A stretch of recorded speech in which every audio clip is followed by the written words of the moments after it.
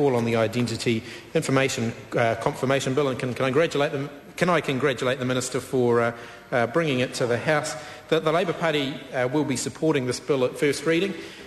We do so not completely without reservation. I'm going to be interested in hearing some of the evidence on this when it comes before the Select Committee, because it's a pretty sensitive issue, making more information on people's personal identities available. And one of the things I guess I'm anxious about is that in making more information about people's personal identities available in order to combat identity fraud, we don't want to inadvertently actually increase the opportunities for identity fraud.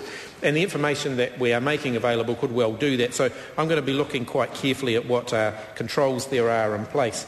Mr Speaker, this has never been more important. Personal information like date of birth, address, mother's maiden name and passwords and so on, they're now as valuable as money. And this is enough information, those things that I just mentioned are enough information to open a bank account, apply for a credit card, get a loan and do a whole lot of other things. And when we think about how difficult it would be to track down that type of information about somebody, it probably wouldn't be that hard at all. And so identity fraud is going to, I think, potentially become an increasing issue. 42% of New Zealand businesses were impacted or affected by identity fraud in the past year.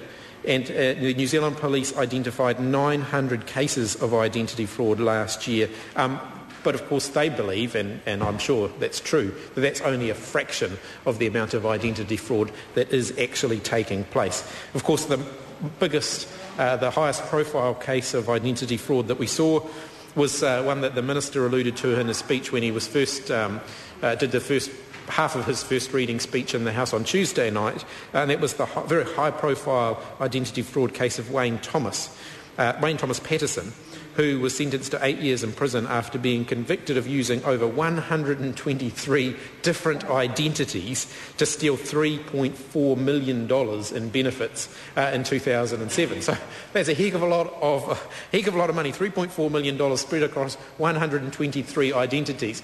And I think, as the Minister pointed out, having this kind of identity verification service in place would have helped to prevent something like that taking place. Of course, I think probably the Department of Work and Income could have done a number of other things to prevent that taking place. 123 separate identities is an awful lot of identities for one person to get away with presenting. And I would have thought that they probably could have done some other things that might have picked that up a little bit before then. But either way, this bill certainly seems to be a step in the right direction. I want to just run through some of the comments the Minister made in his speech and respond to some of those. I think I understand from his speech it's going to be a web-based system run by the Department of Internal Affairs that's going to allow organisations to check if information presented to them is consistent with the information held by the department. And the three major sources of that information are citizen registers, the passports database, and birth, deaths and marriages registries.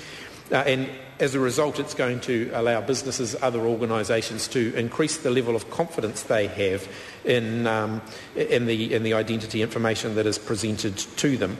I think that's by and large a good thing. There's always going to be some anxiety when it comes to opening up records, personal records that government departments hold on individual citizens, and that's one of the reasons why I think it's very important that the person whose information is being released must consent to having that information released. And I understand from the Minister's speech and from my reading of this legislation as it stands now that that is a requirement. Someone would have to consent to their information being released. That's good. That's one positive step. There are going to be others that we will be wanting to look at. The other thing which I was interested in, which the Minister put forward, was that an organisation must maintain another process for dealing with a person who does not provide a consent to the check. So they couldn't simply withhold a service or a product or whatever it is, simply because the person refused to sign a form saying that they could go and get the identity information from the department. I think that's an important safeguard as well. So whatever the business, the agency, whoever is involved, they couldn't say to someone, you either sign this or you're out. They still have to have an alternative system for tracking somebody's identity. I imagine, 99% of New Zealanders aren't going to have a problem. If the information they're presenting is true and accurate, they're not going to have a problem signing a waiver and saying, yep, this is my identity, you're welcome to go and check it with the Department of Internal Affairs. But having that safeguard in place is very important. I think one of the other things which I'm going to be interested in is what liability this may create for the department if the information that they end up giving out is potentially incorrect. Because one of the things about data matching is it's not 100% reliable. As a constituent member of Parliament, Mr. Speaker, I dealt with a case, and it was an immigration/citizenship case of somebody who the Department of Immigration said, well, you were out of the country for such a long period of time, we can't give you your residency. And the challenge with that, of course, is that the guy had pay slips to demonstrate that he'd actually been in the country and working all during that time. Somebody else with the same name had left the country during the period of time in question, and of course it had been recorded by immigration as him having left, not this other person, and so he was being told you can't apply for residency because you haven't been here for the required period of time.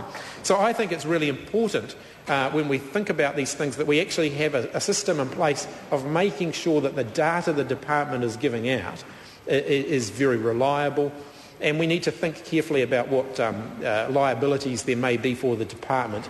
If somebody, for example, didn't get a job on suspicion that there was some identity fraud going on, or they were denied a service on the basis that there may have been some identity fraud going on, and it was turned out that that was not true, then what would the potential liabilities be there? So I think that's something that I'm going to be particularly interested in when the bill comes before the Select Committee. I'm going to be particularly interested in the comments of the Privacy Commissioner as well, because obviously when you're dealing with somebody's personal information, there are some really significant issues around privacy, and I think what the Privacy Commissioner has to say will be really important for the Select Committee and for Parliament. One of the things that the Minister suggested in his first reading speech was that this bill has safeguards in place to ensure that an individual retains the control over their own information and how it is being used. And again, I think that's really important from a privacy perspective. Organisations who enter into the agreements with the Department of Internal Affairs to access this information will have to sign, obviously, contracts around processes in place, how they'll use the information and so on. That's another safeguard that the bill puts in place, which is very good. It establishes for a generic agreement to be set up by the department that can then be used with different organisations, a template if you like, and for the Privacy Commissioner to have a role in checking that and in reviewing that. The Privacy Commissioner will be able to order that it be reviewed if she sees that that is necessary, and I think that's a welcome safeguard that we will certainly be supporting. So overall, Mr. Speaker, the other thing is the Privacy Commissioner, at her request, can review the operation, or can report on the operation of the service, or can request a report on the operation of the service, which would include statistics on how many people present information that is inconsistent with the records of the department. And once again, I think that that's going to help pick up cases where there may be an error in the system, a bug in the system and so on. Because I think when we're dealing with people's individual identities, it's really, really important that we get it right. Someone's not accused of stealing someone else's identity if in fact they haven't done so. So, Mr. Speaker, overall, at this point in proceedings, the Labour Party is happy to support this bill to the Select Committee. We're looking forward to hearing what the Privacy Commissioner has to say. I imagine that there'll be a number of civil libertarian groups around the country that will want to have a say in this as well. I would be interested to hear what groups like the Law Commission and the Law Society may want to contribute, if anything, on this bill. I think it's an interesting bill. I think overall, anything that helps us to crack down on what I think is going to be an emerging issue of identity fraud is something that we should welcome. So with those conditions in mind, the Labour Party is happy to vote for this to go to Select Committee.